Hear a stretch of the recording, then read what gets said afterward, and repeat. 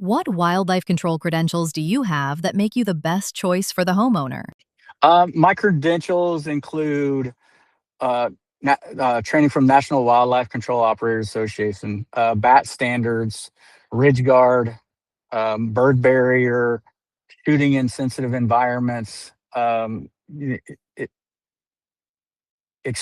exclusion specific training from National Wildlife Control Operators Association.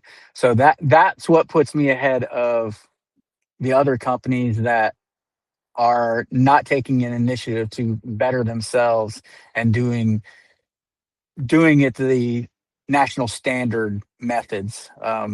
So that's probably the biggest thing is just following some sort of standard that that has been put forth by the National Wildlife Control Operators. Insurance, we have $1 million insurance, 2 million aggregate.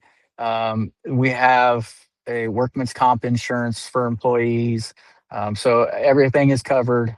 Um, we're not afraid of signing a hold harmless agreement. That has happened before with customers.